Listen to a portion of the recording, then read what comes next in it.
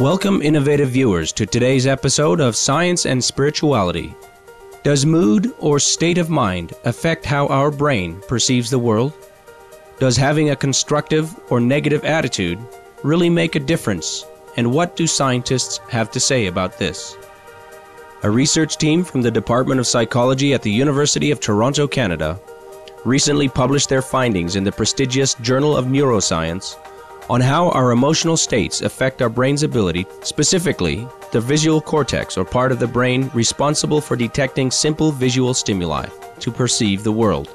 The principal investigator of the study is Adam K. Anderson, professor of psychology and the Canada Research Chair in Affective Neuroscience at the university. The lead author of the study is Taylor Schmitz, a PhD student at the university and our guest on today's program. He will be discussing the study's fascinating conclusions. The idea for the study came from prior experiments where it was shown that one's state of mind has an influence on the level of one's cognition or creativity, such as the ability to use abstract thinking to analogize between two words.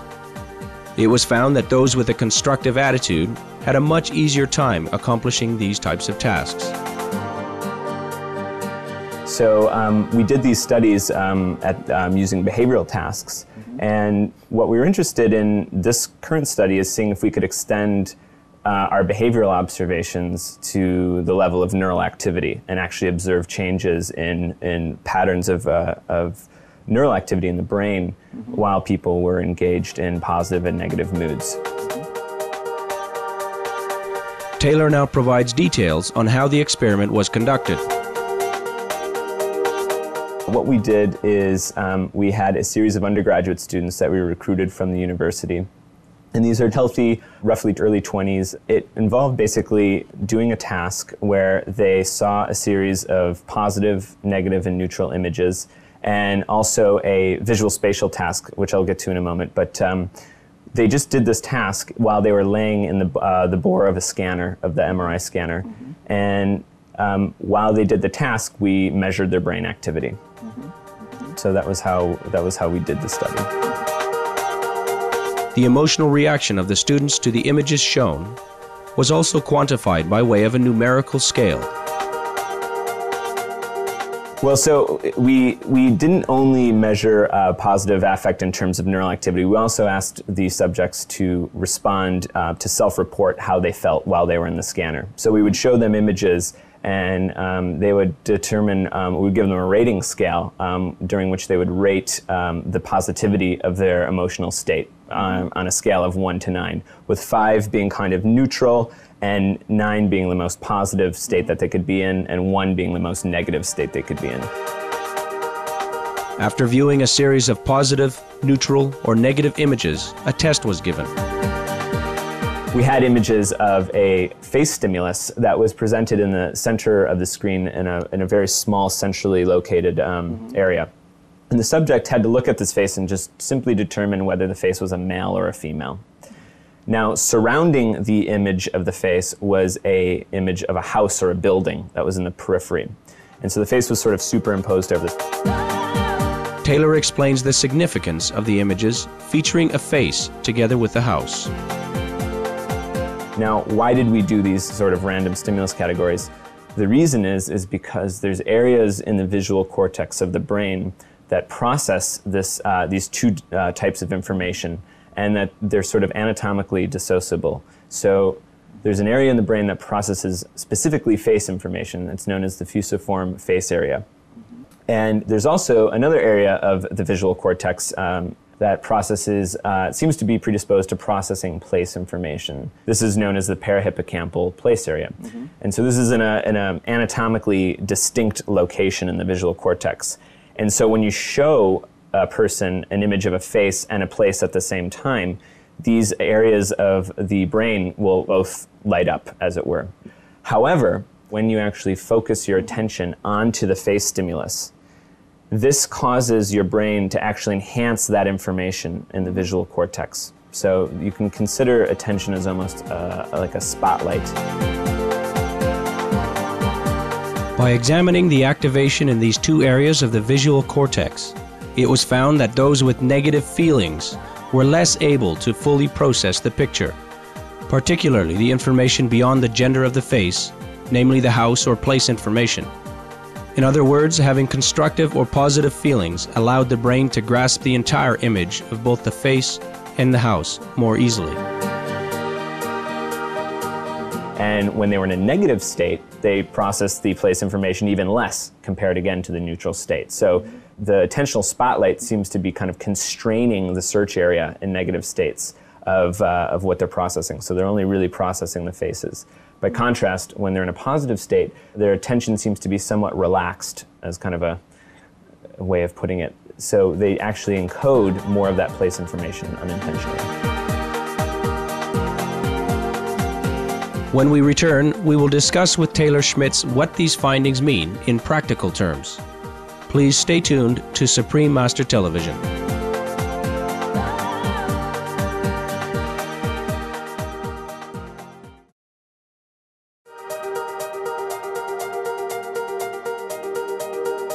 Welcome back to today's episode of Science and Spirituality, as we continue our conversation with Taylor Schmitz, a University of Toronto, Canada PhD student in the Department of Psychology, who is the lead author of a recently published study in the respected Journal of Neuroscience.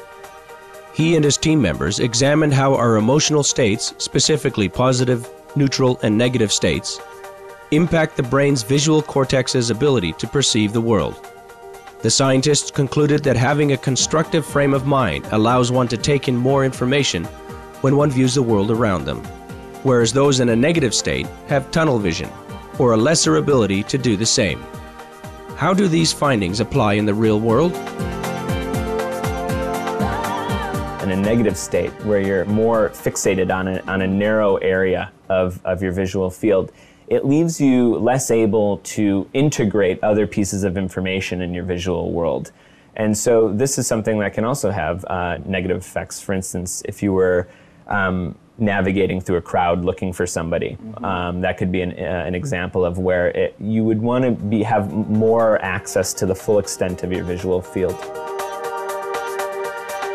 The results indicate that it is advantageous for us to have a constructive mindset whenever possible, as then we are able to visually take in more of our world. But what if we have a negative mindset? Is it possible to change our thinking and then experience a positive state of mind?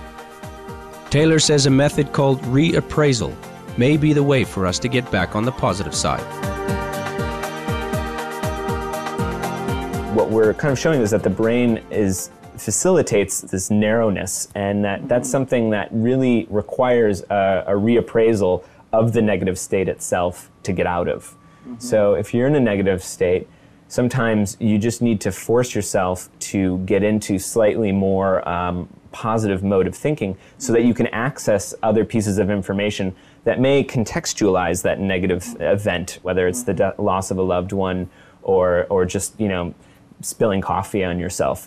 Something that could be, that could be negative, you could just quickly try to get into a slightly more positive mood and think, well, hey, I've spilled coffee on myself before and it's no big deal. Or, I've lost a loved one, but I have this entire family network that I can rely on for support, and that, and using bits of information like this are things that require flexible thinking, that require different perspective taking.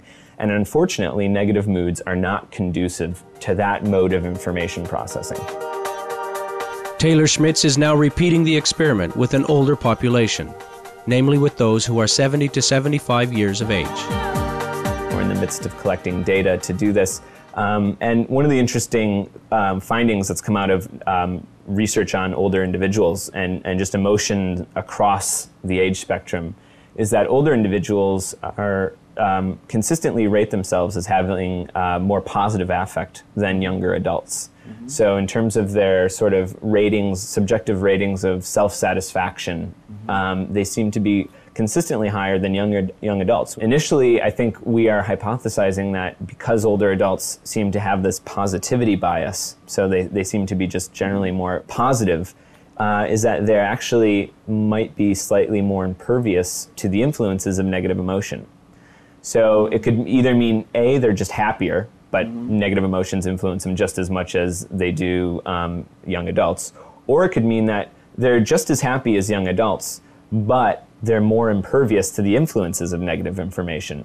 And maybe that's just because of the age. They have just more experience with positive and negative experiences in their life. And so they know how to deal with negative.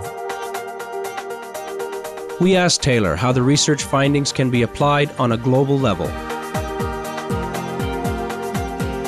Again, if you were, at the geopolitical scale, I think the bias in terms of media, for sure, is on kind of negative portrayals, because they attract audiences, and I think that it's easier to portray negative information than it is to portray positive information. It's easier to criticize than it is to applaud somebody. And so this bias, this negativity bias in the media, I think leads to very, very narrow and circumscribed perspectives on entire societies and cultures.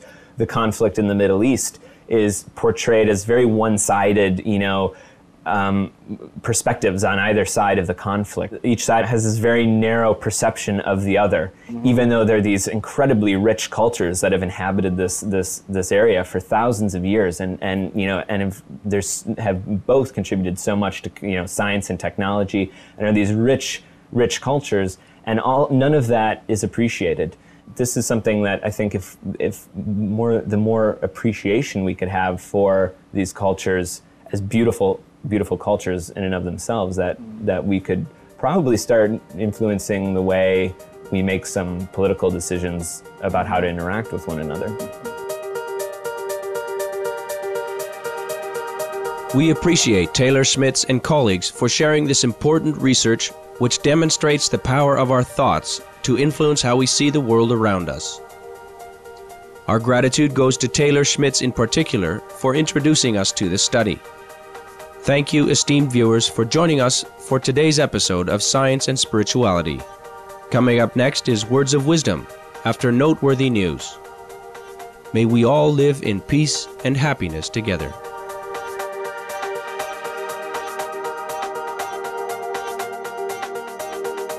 For more details, please visit www.suprememastertv.com/SS